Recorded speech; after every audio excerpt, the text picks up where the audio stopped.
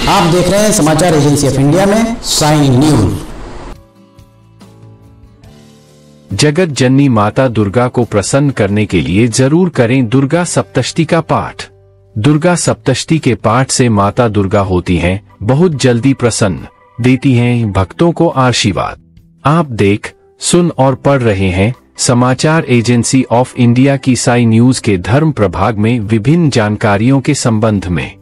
महर्षि व्यास जी के द्वारा रचित महापुराणों में से एक मार्कंडेय पुराण में दुर्गा सप्तशती की रचना की गई है। इसका उद्देश्य मानवों का कल्याण करना। दुर्गा सप्तशती को शक्ति और उपासना का श्रेष्ठ ग्रंथ माना गया।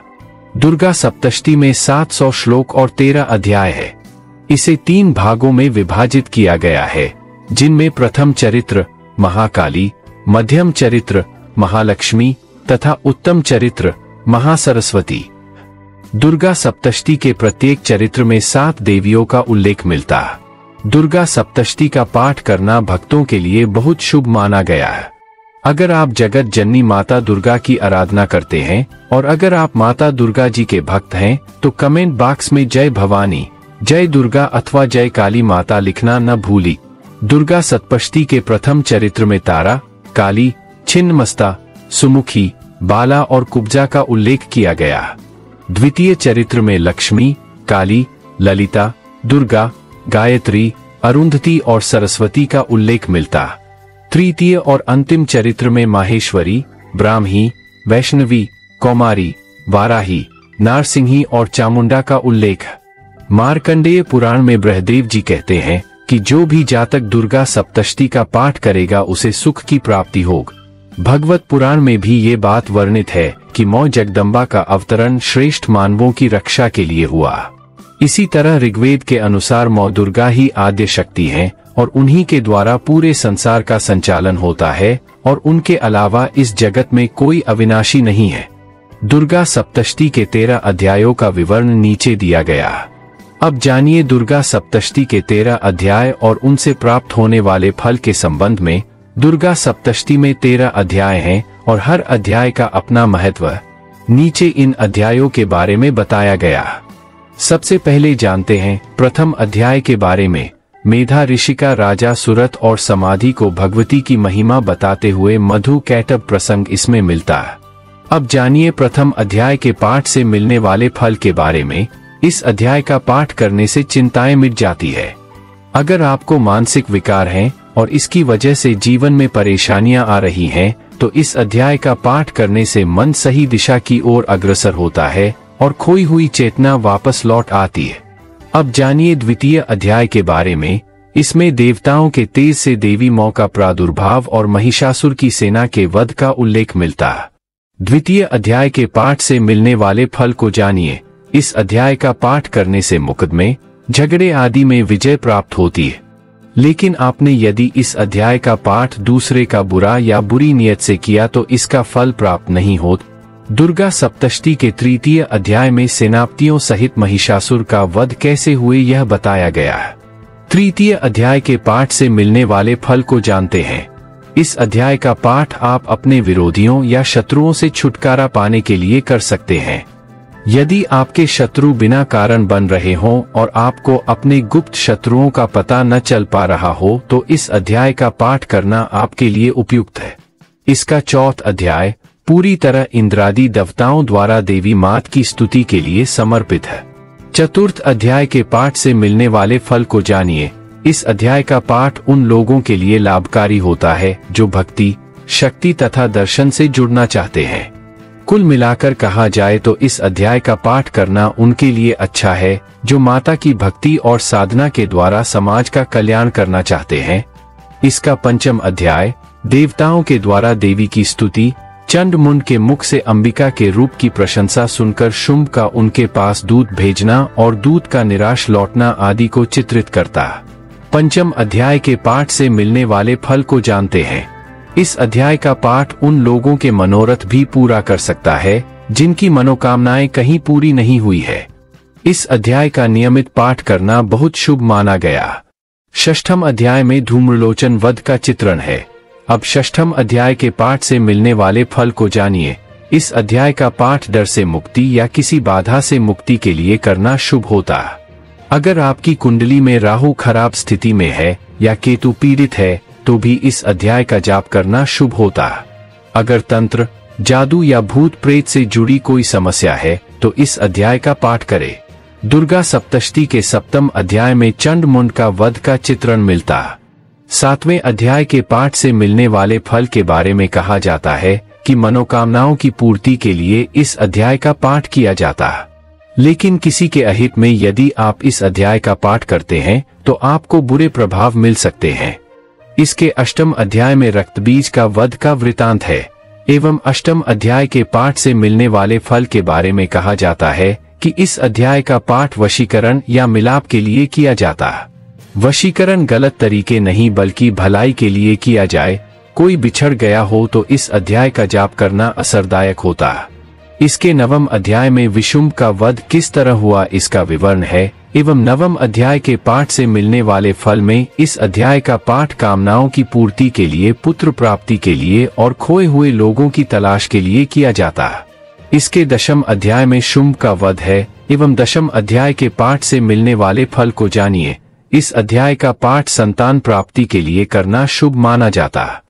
इसके साथ ही संतान गलत रास्ते पर न जाए इसके लिए भी इस अध्याय का पाठ करना शुभ होता है। दुर्गा सप्तशती के एकादश अध्याय में देवताओं के द्वारा देवी की स्तुति तथा देवी द्वारा देवताओं को वरदान प्रदान किया जाने की कथा है। एकादश अध्याय के पाठ से मिलने वाले फल के संबंध में कहा जाता है कि इस अध्याय का पाठ करना व्यापारियों के लिए शुभ होता है। इस अध्याय का पाठ करने से व्यापार में सफलता और सुख संपत्ति मिलती है। यदि आपके कारोबार में हानि हो रही है तो इस अध्याय का पाठ करना शुभ है। अगर पैसा नहीं रुकता तो इस अध्याय का पाठ करें। इसके द्वादश अध्याय में देवी चरित्रों के पाठ का महात्म्य बताया गया है। द्वादश अध्याय के पाठ से मिलने वाले फल के बारे में कहा गया है कि इस अध्याय का पाठ मान सम्मान तथा लाभ प्राप्ति के लिए किया जाता है। यदि आप पर कोई आरोप प्रत्यारोप करता हो तो यह पाठ करें। मार्कंडेय पुराण में रचित दुर्गा सप्तशती के त्रयोदश अध्याय में सुरथ और वैश्य को देवी का क्या वरदान मिला है यह बताया गया है एवं त्रयोदश अध्याय के पाठ से मिलने वाले फल के बारे में कहा जाता है कि इस अध्याय का पाठ भक्ति मार्ग पर सफलता पाने के लिए किया जाता है। साधना के बाद पूर्ण भक्ति के लिए यह पाठ करें। अब जानिए कि दुर्गा सप्तशती के तांत्रिक मंत्र क्यों और कैसे शापित हुए। ऐसा माना जाता है कि दुर्गा सप्तशती के तांत्रिक मंत्र शापित है। इसके पीछे एक पौराणिक कथा। इस कथा के अनुसार एक समय माता पार्वती को किसी कारणवश अत्यधिक क्रोध आ गया और उन्होंने रौद्र रूप धारण कर लिया। उनके इसी रौद्र रूप को हम मौ काली कहते हैं।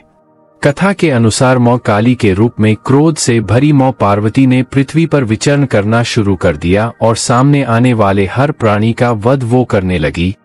उनके इस रूप को देखकर सुर असुरों सहित सभी देवी देवता भी भयग्रस्त हो गए। माता के क्रोध को शांत करने के लिए सारे देवी देवता भगवान शिव के पास गए और उनसे प्रार्थना करने लगे।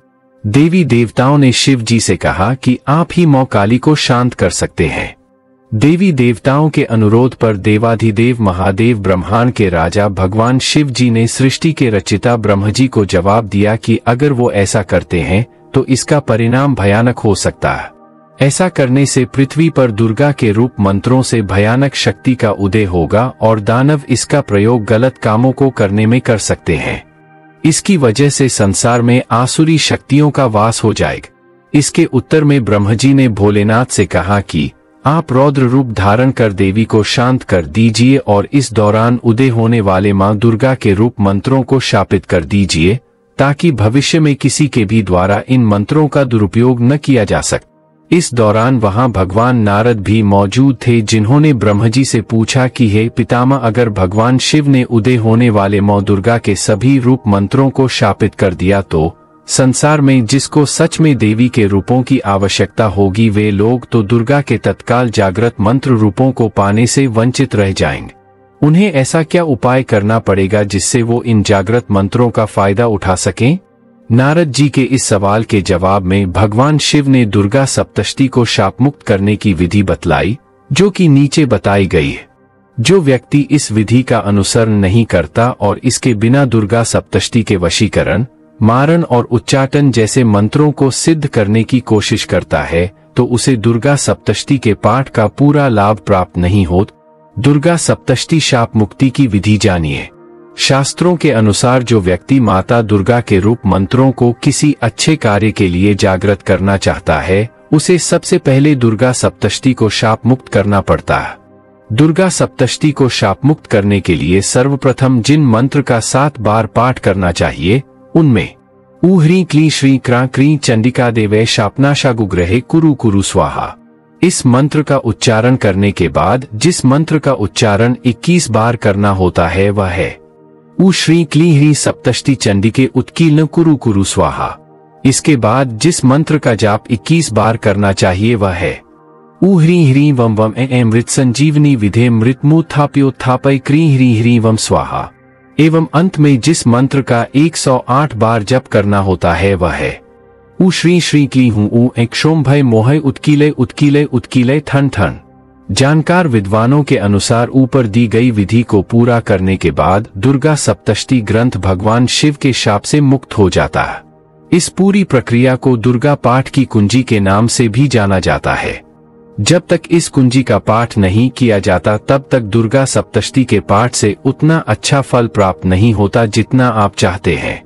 शाप मुक्त होने के बाद ही दुर्गा सप्तष्टी का पाठ करना फलदायी साबित होता है। अगर आप जगत जननी माता दुर्गा की आराधना करते हैं और अगर आप माता दुर्गा जी के भक्त हैं तो कमेंट बॉक्स में जय भवानी, जय दुर्गा अथवा जय काली माता लिखना न भूली। यहाँ बताए गए उपाय, लाभ, सलाह और कथन आदि सिर्फ मान्यता और जानकारियों पर आधारित है। यहाँ यह बताना जरूरी है कि किसी भी मान्यता या जानकारी की समाचार एजेंसी ऑफ इंडिया के द्वारा पुष्टि नहीं की जाती है। यहाँ दी गई जानकारी में निहित जानकारी विभिन्न माध्यमों, ज्योतिषियों, पंचांग, प्रवचनों, मान्यताओं, धर्म ग्रंथों, दंतकथाओं, किंवदंतियों आदि से संग्रहित की गई है। आपसे अनुरोध है कि इस वीडियो या आलेख को अंतिम सत्य अथवा दावा न माने एवं अपने विवेक का उपयोग करें। समाचार एजेंसी ऑफ इंडिया पूरी तरह से अंधविश्वास के खिलाफ है। किसी भी जानकारी या मान्यता को अमल में लाने से पहले संबंधित विशेषज्ञ से सलाह ले। अगर आपको समाचार एजेंसी ऑफ इंडिया में खबरें आदि पसंद आ रही हो तो आप इसे लाइक, शेयर व सब्सक्राइब अवश्य करें।